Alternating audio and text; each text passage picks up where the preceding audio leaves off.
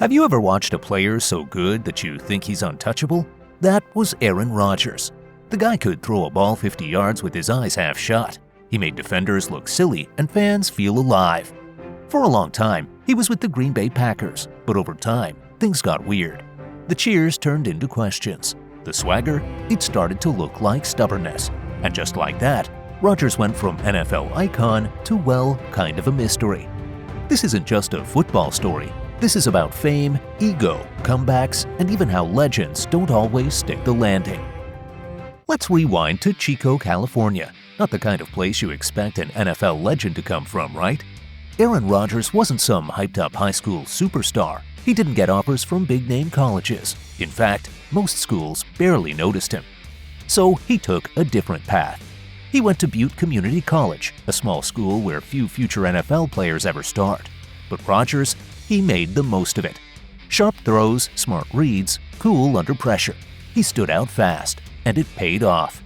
Cal came knocking, and he didn't miss his shot. Once he hit the field for Cal, Rodgers made it clear he was built for the big stage. Accurate, quick, and always thinking a step ahead, scouts started paying attention. They called him a first-round lock. He was climbing fast. Then came the 2005 NFL Draft, and this part, it stung. Everyone expected him to go early. Top 5 easy. But pick after pick, team after team, nothing.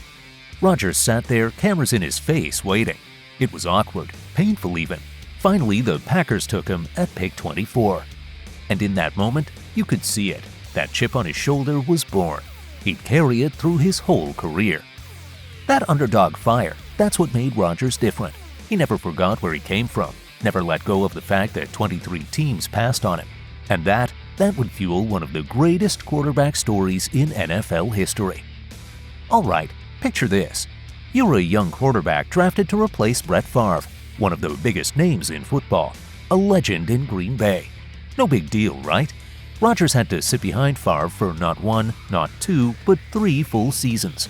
That's a long time to be in the background. Fans weren't ready to let Favre go. Some didn't even want Rodgers on the field. And honestly, the team looked unsure too. But Rodgers didn't throw a fit. He kept quiet, kept working, and waited for his shot. Then came 2008. Favre was out, and Rodgers finally got the call. It wasn't a warm welcome. People were skeptical. Could he really live up to the hype? Turns out he could. He passed for over 4,000 yards in his first season as a starter. Still, the big moment came 2 years later in 2010. That's when he took the Packers all the way to the Super Bowl and won it. Not only that, he was named MVP of the game. That run, it was magic. Rodgers played with a mix of calm and fire. Quick throws, smart reads. He'd hit receivers in tight windows like it was nothing. And the Hail Marys, pure art. He made football look smooth and effortless. And the turnovers, barely any. The man protected the ball like gold. If there were 2 minutes left and you needed a touchdown, Rodgers was the guy you wanted. The awards started piling up. MVP titles, Pro Bowls, big wins. He wasn't just a replacement anymore. He was the face of Green Bay. The Packers were contenders again, and it wasn't because of luck or timing. It was because Rodgers earned it. Every snap, every throw. Rodgers didn't just fill Favre's shoes, he defined his legacy. The doubts faded as his skills took over the game. His accuracy was unmatched, and his ability to deliver under pressure made him the player every team feared. By 2010, Rodgers wasn't just the leader of the Packers, he was the face of a new era in football. The Super Bowl win wasn't a fluke, it was the start of something special. With every throw, he proved that the hype wasn't just talk, it was earned. And the Packers, they were back at the top, all thanks to their new superstar quarterback. Now, here's where the story takes a sharp turn. Rodgers wasn't just the Packers quarterback anymore, he was the guy, face of the team, voice in the room. And with that kind of power comes tension. He started speaking up about draft picks he didn't like, play calling he questioned, even coaches he didn't fully trust. And then came 2020. The Packers drafted Jordan Love, a young quarterback. Sound familiar? It felt like deja vu, except this time, Rodgers was on the other side. Did he lash out? Not exactly, but you could feel the cold breeze. Rodgers didn't say much at first, but his silence spoke volumes. Then came the subtle digs. press conferences with weird energy, off-season holdouts, talks about respect and clarity. He dropped quotes about manifestation and his personal journey while skipping team events. Some fans defended him. He's a deep thinker, they said. He just wants what's best. Others weren't buying it. They saw a guy turning into a diva, someone harder to coach, someone who made headlines for more than football. The media, of course, ate it up. Rodgers was a box office, on and off the field. Every comment sparked debate. Every game was dissected under a microscope. He'd win another MVP, then turn around and give a cryptic interview that left everyone guessing. It was more than football now. Rodgers became a full-blown personality, a vibe, and not everyone was feeling it. Some loved the drama, some just missed the guy who let his game do the talking. And in all that noise, something shifted. Rodgers, the quarterback, was still elite, but Rodgers, the brand, started to overshadow everything else. It wasn't just about winning anymore. It was about control, about legacy, about being heard. He wasn't chasing rings, he was chasing meaning.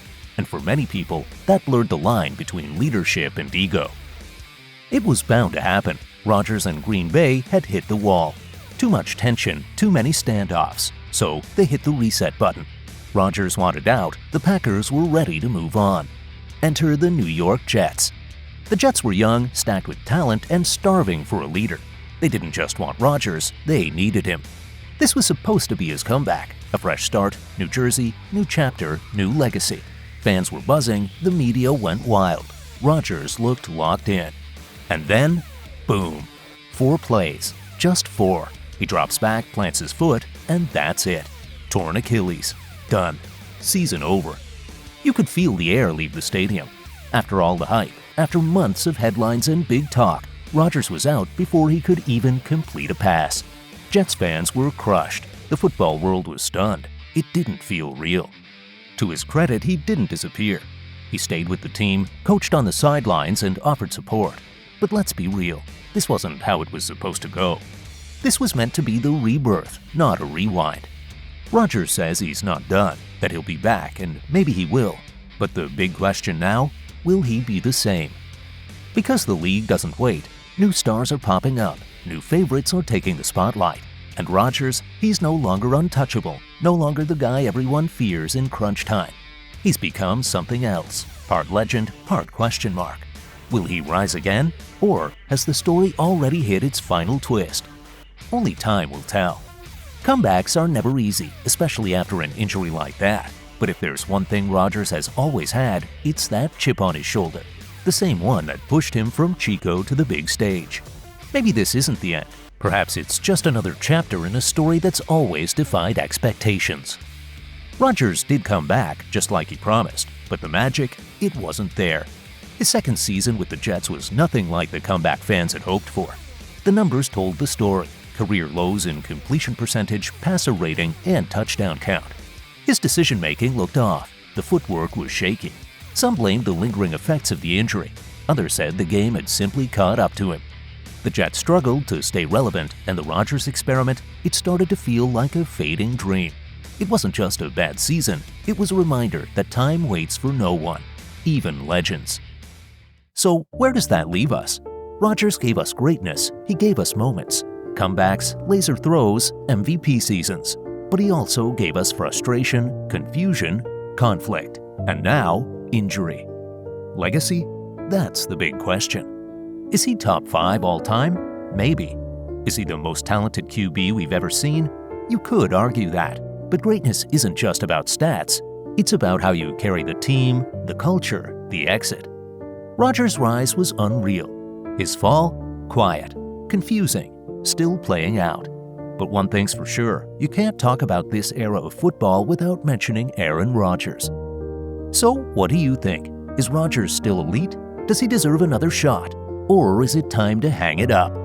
Drop a comment, smash that like button, and if you want more real talk like this, subscribe. Let's keep the conversation going.